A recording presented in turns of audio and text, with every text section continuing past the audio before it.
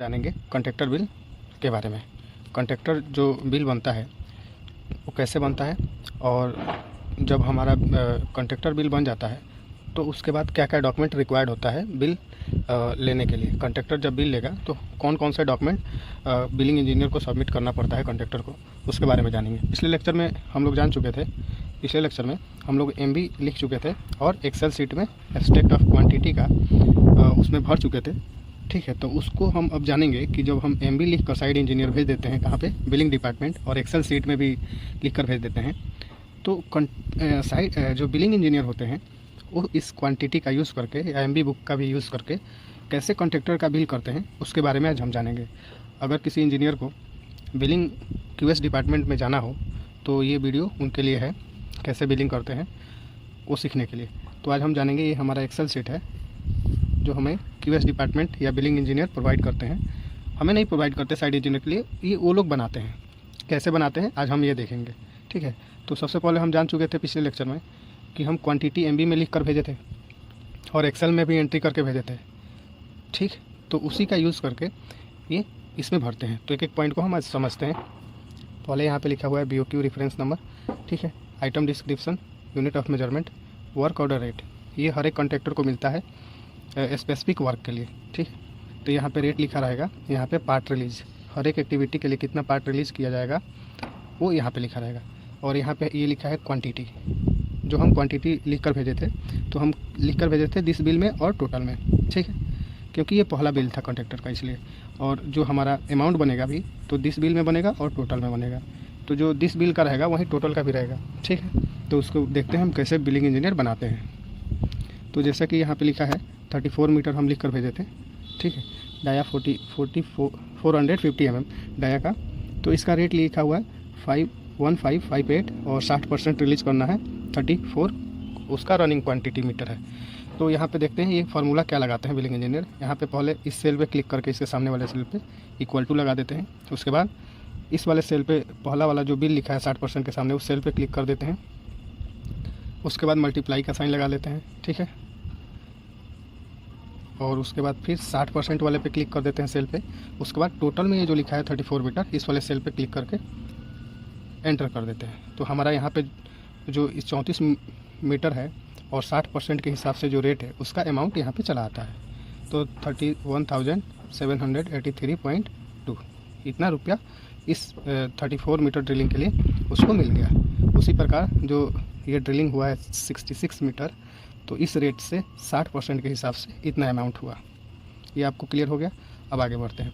तो ये जो बिल हुआ वो 0 से 100 मीटर के बीच का बिल हुआ। ठीक है, और ये रेट जो लिखा है यहाँ तक, ये 0 से 100 मीटर के बीच का रेट लिखा है।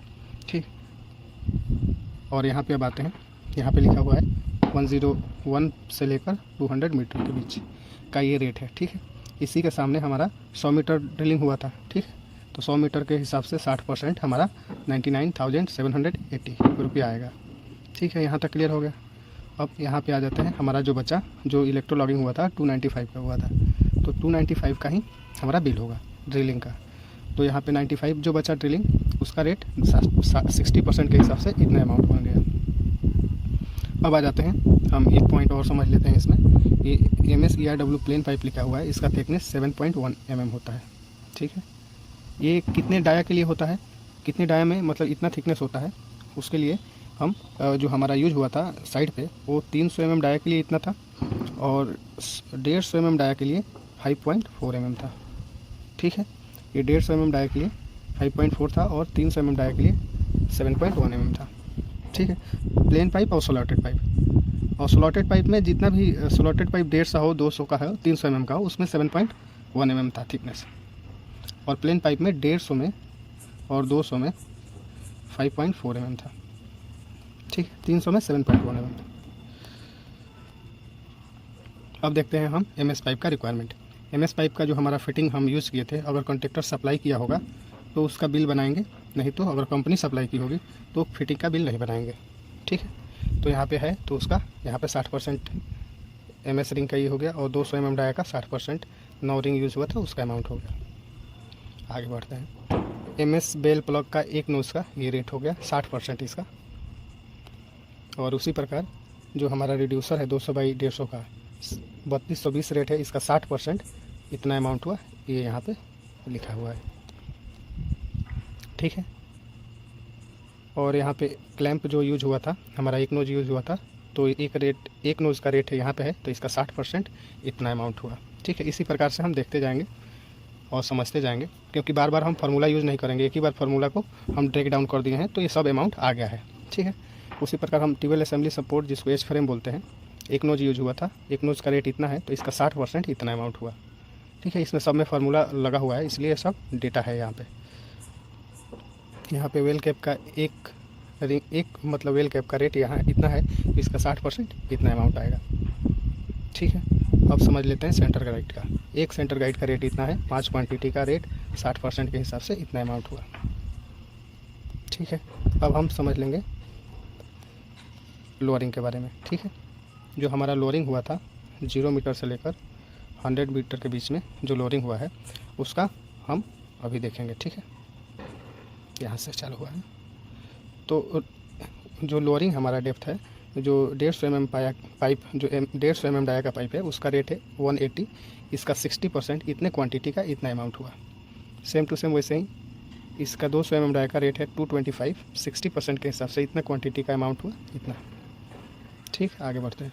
अब हम अपना जो आगे बढ़ते हैं 100 मीटर से लेकर 200 मीटर के बीच में का लोअरिंग देखते हैं। यहाँ पे जैसे कि लिखा हुआ है 100 से 200 मीटर का, तो इसमें 100 मीटर हमारा क्वांटिटी हो गया और इसका रेट है 220, तो इसका 60% इतना अमाउंट हुआ। ठीक, अब 200 से 300 के बीच में डेप्थ देखेंगे, और लोअरिंग हमारा 69.7 हुआ था, इसका लोअरिंग का 1 मीटर का रेट है 230 रुपीज़, और इसका 60% इतने क्वांटिटी के हिसाब से इतना अमाउंट हुआ। ठीक है, अब आगे देखेंगे, इसमें एक लॉगिंग हुआ है, इलेक्ट्रो लॉगिंग। ठीक है, जिसमें हमें मालूम चला था 295 हमारा और इलेक्ट्रो लॉगिंग डेप्थ हुआ था, उसी के हिसाब से पेमेंट हुआ है ड्रिलिंग का। तो इसका रेट है एक बार, मतलब एक ही बार होता है इलेक्ट्रो लॉगिंग, तो एक नोज का 21,000 है, तो इसका 60% यहाँ पे जो भी अमाउंट आएगा वहाँ पे मिस हो गया है लिखना, तो कोई दिक्कत नहीं है, आगे बढ़ते हैं। तो अब ये gravel supply and unconsolidated packing of gravel with suitable size, contractor लाया होगा तो उसका अमाउंट यहाँ पे लिखा जाएगा। ठीक है, यहाँ पे क्वांटिटी लिखा जाएगा। अगर कंपनी सप्लाई की होगी तो इसको हम नहीं लिखेंगे। तो यहाँ पे कॉन्ट्रैक्टर सप्लाई किया है, तो 1 क्यूबिक मीटर का इतना रेट है, तो 55 क्यूबिक मीटर अगर सप्लाई किया होगा, लगा होगा बोर में, तो उसका इतना रेट हो जाएगा। ठीक है, और यहाँ पे फाइनल रेट जो हमारा हुआ ये 5,77,165.5 इतना अमाउंट टोटल बना। अब हम जानेंगे इस बिल को क्लेम करने के लिए क्या क्या डॉक्यूमेंट बिलिंग इंजीनियर को चाहिए कॉन्ट्रैक्टर से। ठीक है, और आगे देखेंगे इसका जीएसटी हम बिल कैसे निकालेंगे, समरी सीट बिल कैसे निकालेंगे, कहाँ कहाँ साइन कराना पड़ता है, और क्या क्या और डॉक्यूमेंट जैसे रिकॉन्सिलिएशन में क्या लेना पड़ता है डॉक्यूमेंट, और जो ग्रेवल सप्लाई किया है इसका क्या स्लिप प्रोवाइड करना पड़ता है, क्या फ़ोटो लगते हैं, अगले लेक्चर में देखेंगे। ठीक है, आपको अच्छा लगा हो तो लाइक करिए, सब्सक्राइब करिए। Thank you for watching.